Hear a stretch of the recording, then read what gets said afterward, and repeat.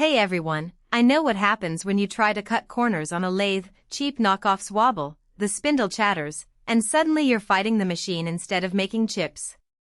It's frustrating, to say the least. You've got a project in mind, and you're excited to start working on it, but your lathe just can't seem to deliver. That's why I want to show you the Jet GH1880ZX 18-inch geared head metal lathe. It's the kind of machine that doesn't just hold tolerances, it quietly crushes them without waking the whole neighborhood. If you want to check out the product details on Amazon, the link is in the description. First off, let's talk about the basics. The spindle bore is a beefy 3 1/8 inches, which is more than enough for most projects. But what really sets this lathe apart is the bearing configuration. It rides on 2 tapered roller bearings plus a ball bearing up front.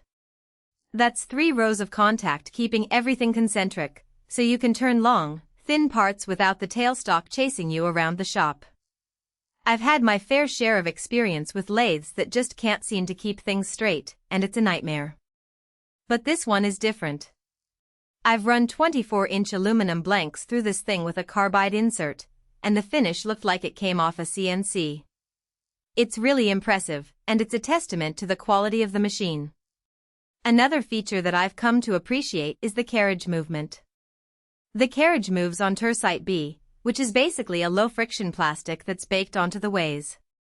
This means you can slide heavy saddle plates without the stick slip that drives you nuts on cheaper lathes.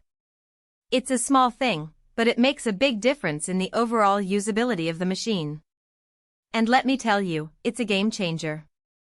I've used lathes in the past that would bind up and stumble over their own feet, but this one is smooth and easy to use.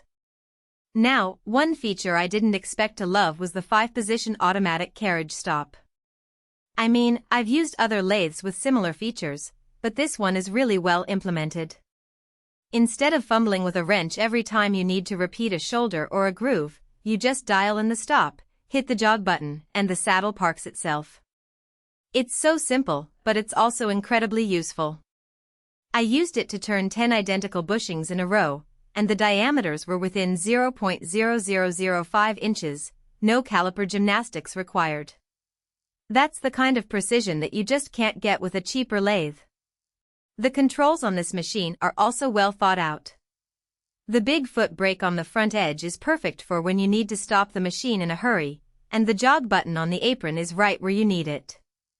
The gearbox lever is also conveniently located, so you can easily switch between different thread pitches and configurations.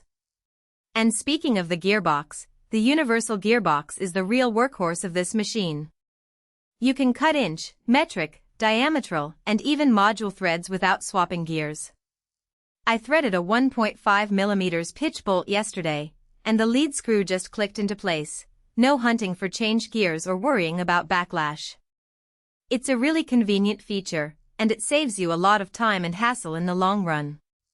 The coolant system on this lathe is also fully integrated, with a full-length splash guard that keeps you from getting soaked in oil every time the spindle spins up.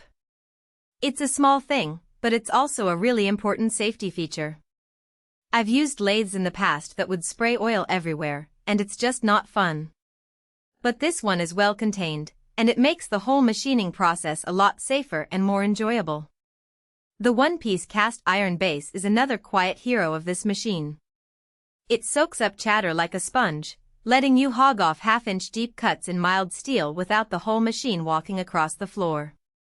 And because the base is a single casting, the ways stay truer over time. I've had this lathe for 2 years, and the alignment hasn't drifted a thou. That's the kind of stability and reliability that you just can't get with a cheaper lathe. Of course, no machine is perfect, and this one has a few downsides. It's heavy, close to 1,400 pounds, so you'll need help wrestling it onto the stand or into a trailer. That's not a huge deal, but it's something to keep in mind if you're planning on moving the machine around a lot.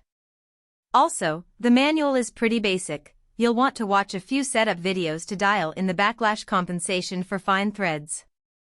So, if you're in the market for a new lathe, I would definitely recommend checking this one out. It's a great machine, and I think you'll really be impressed with its performance.